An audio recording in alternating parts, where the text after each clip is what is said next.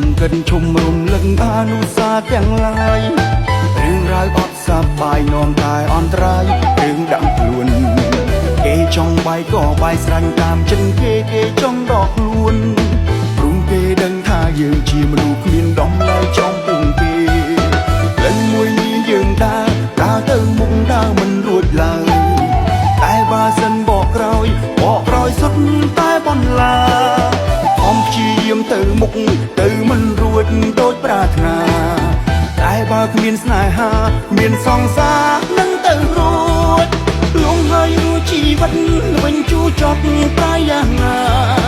ដូចទៀងចាំងលោកថាមានស្នេហាគឺមានទុកបងចោលឲ្យអស់ពីថ្ងៃនេះតទៅមុខ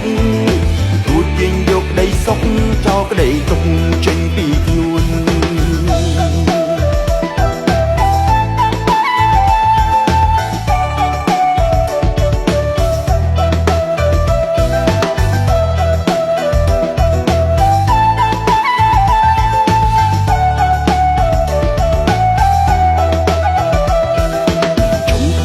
ជុំកិនជុំរំលឹងអនុសាទាំងឡាយរឿងរ៉ាវអត់សប្បាយនាំតែអន្តរាយរឿងดังខ្លួនគេចង់បាយក៏បាយស្រាញ់តាមចិនគេចង់ដកខ្លួនព្រមគេដឹងថាយើងជាមនុស្សគ្មានដំណើរចំពុំគេលិនមួយនេះយើងដើរទៅមុខដើរមិនរួចឡើយ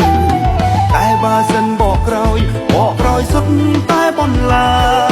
ខំព្យាយាមទៅមុខទៅមិនរួចដូចប្រាថ្នា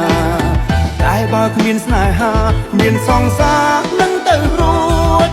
លងហើយរួចជីវិតវិញជូរចត់ប្រៃយ៉ាងណាដូចទៀងចាំងលោកថាមានស្នេហាគឺមានទុកបងចោលឲ្យអស់ពីថ្ងៃនេះតទៅមុខរួចទាញយកក្តីសុខចោលក្តីទុកចេញពីខ្លួន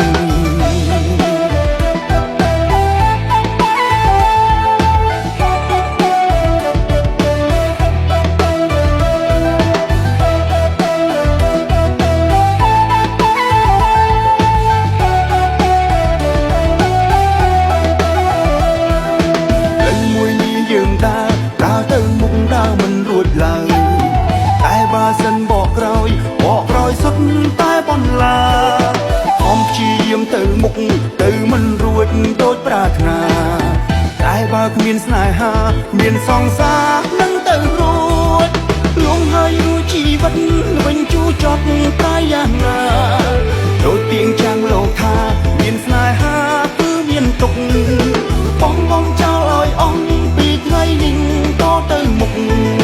រួចទាញយកក្តីសុខចោលក្តីទុកចេញពីខ្លួនលងហើយរួចជីវិតវិញជូរចត់ប្រៃយ៉ាងណា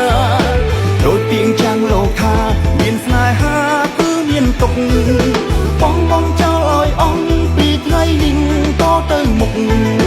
រួចទាញយកក្តីសុខចោលក្តីទុក